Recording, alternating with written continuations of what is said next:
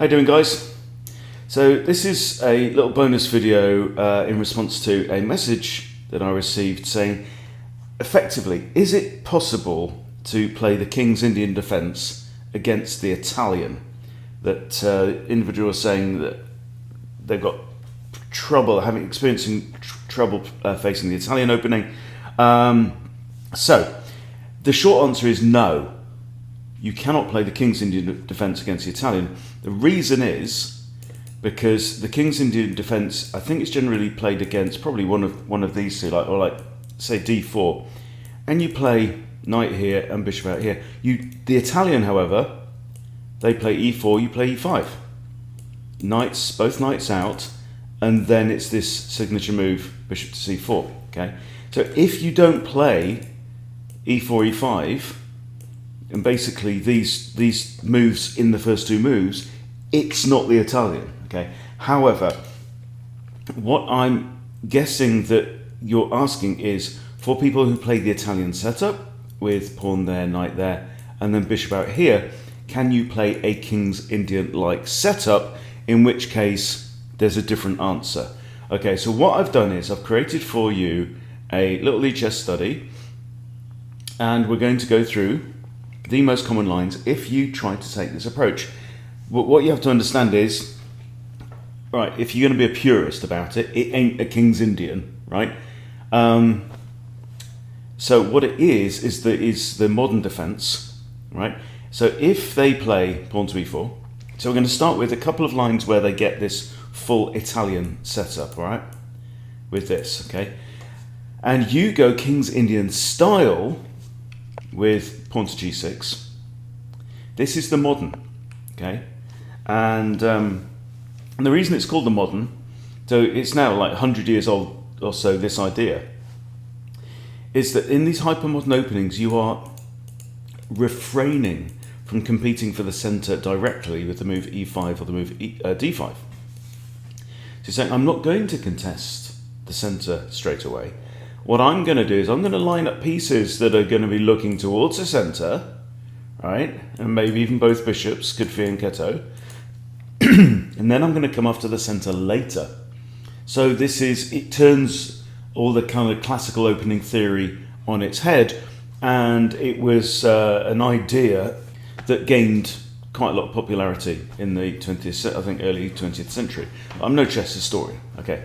So anyway, now, one problem that you need to be aware of is that if you plonk your knight straight on f6, white can push pawn to e4 to e5 and force your knight to move again with tempo. Now that may not be the end of the world, you could always come here and so on.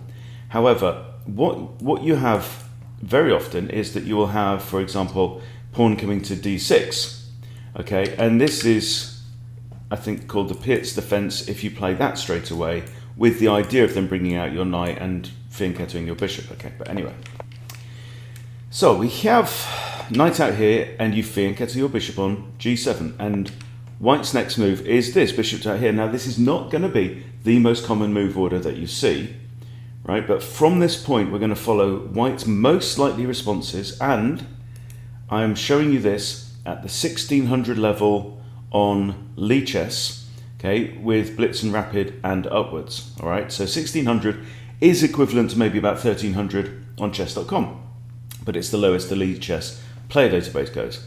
Now, so what are they likely to do here? Well, the most common moves are, for you, for black it's e6, d6, b6 is also playable, knight to f6 is also playable, and c6. So there's a whole load of moves here, and they all tend to be quiet moves. You're not chucking a pawn straight up towards the centre. Now what I would suggest is to go Piet's style with pawn to d6. This is nice and flexible. It means that you can put your knight here, and if they push their pawn forward you can take the pawn, their knight might take back, but you're okay, and then you can go ahead and castle, okay? So this is what I'm thinking. They will very likely play d4. That's definitely what I would play as white. Your opponent is offering you the centre. You grab the centre. Grab it with both hands. And now, you can play knight f6. And it looks as though, well, hang on. If they push their pawn forward, you take, they take, isn't that bad news? But actually, e5 is not great for white here, and I'll show you how it goes. Right, you can take. Then if d takes, you trade queens. Okay, king takes, and actually black wins 61% of the time from here. So that's not the most likely thing. I'll excuse me, I'll include that variation in there. So if they push e5, you take, and knight takes, that's a bit better. But here you can go ahead and castle, right? There's no threat to your knight. You're okay, go ahead and castle, and black is actually slightly better, even in this position. Now, so we come back to here, they play d4, you can play your knight out. The most common move from white is just to continue development. White is following all the principles, yeah? Okay, but here you've got a move, and you've got to remember this, right? This knight is the defender of this pawn. This pawn is 1-2 squares away from this bishop, okay? So this is a very, very common move when you have knights in this arrangement. You can grab the pawn, and if the knight takes back, which is by far the most commonly played move, you have pawn to d5 finally, and you're going to win your material back. This is the point. Now, white is now thinking, well, I'm going to lose a piece. I might as well grab a pawn on my way out. So they are most likely to give up their pawn. You recapture with your queen, and we'll just play this one through. They will swing their knight back to c3, because their knight was actually under attack on this square. And they think, well, if I swing back to c3, I'm attacking the queen. Now the queen's going to have to move. And yes, the queen does.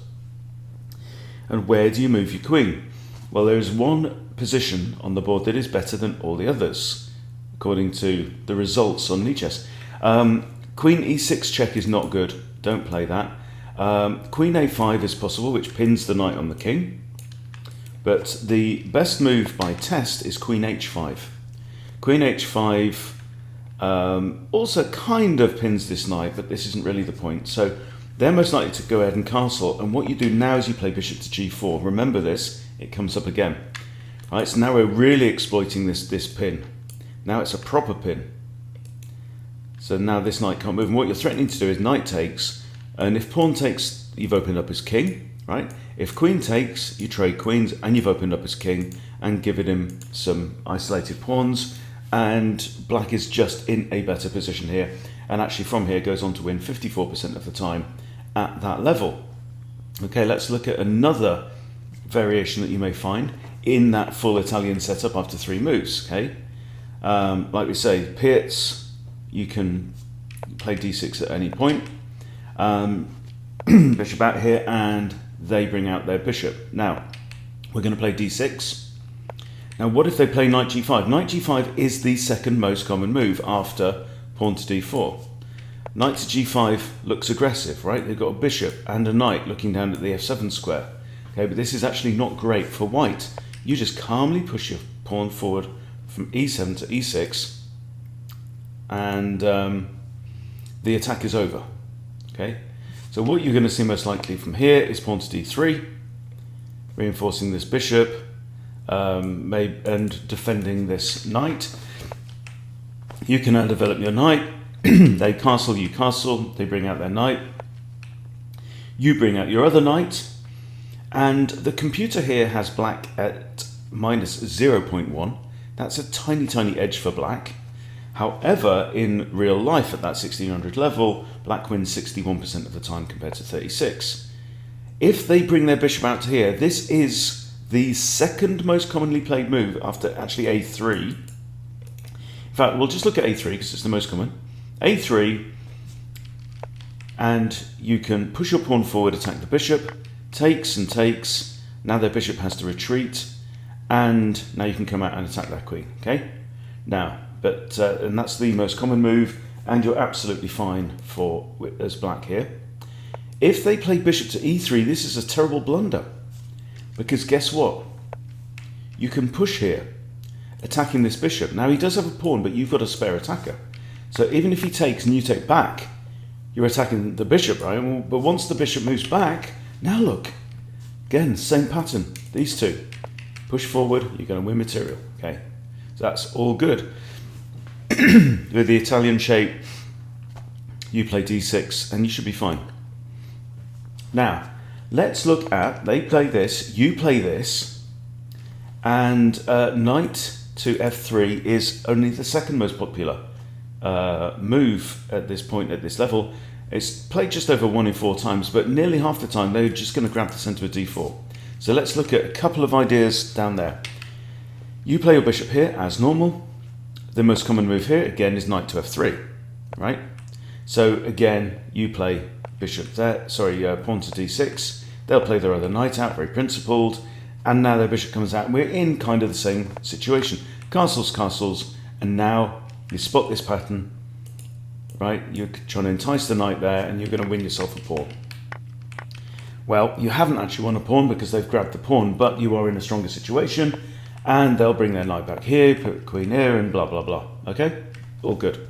So pretty much the same result that we saw before, just with a different move order now.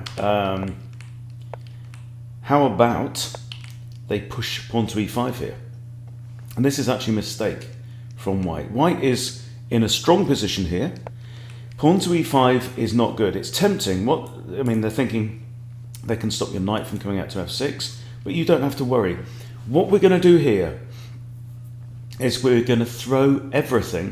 We're going to start throwing rocks at white's pawn centre, because what white hasn't done is white is completely neglected to start developing pieces. So we're going to chip away at that pawn centre, and we're going to leave white in that dream where you turn up for work with no clothes on, right?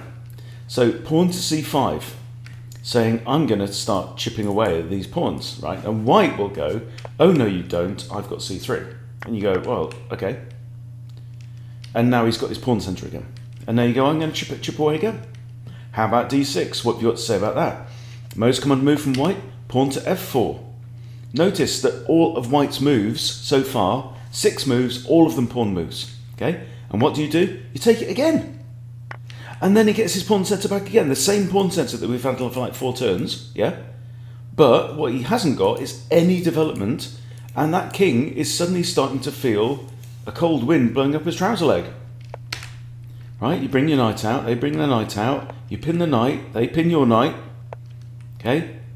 Knight to h6 is perfectly good here. You're going to swing your knight around. We're going to add 2 attackers to this pawn. Okay, they castle, knight to f5, and it's actually minus 2.6 here for black. This position has been reached 5 times at that 1600 level, and black has won 4 of the games. So it's all good, all good. It's all in your favour. You're definitely going to castle short, but all of your stuff is now ready to start an attack, and white is severely lacking in kind of home guard defence here. Okay, and that's more or less it. That's all I've got to show here, I think. So I've got a chapter 5 here. What's this chapter 5 about? Okay, so this is the normal Italian setup, okay? And this is what I play against the Italian. So if you're wondering, well, what does Hunty play? Then I play the Russo Gambit against the Italian. But this means going into the Italian, right? So it means that you meet e4 with e5.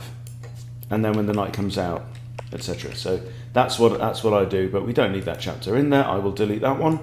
But there you go. If you're wondering if you can meet an Italian style setup from white with a King's Indian defence style setup, yes, you can. All right. So I'll put the link to the study in the description. Just go through the games a couple of times. The point is not to remember all the moves. The point is to remember the ideas and then figure it out over the board. All right. Thanks for watching, everyone. See you later.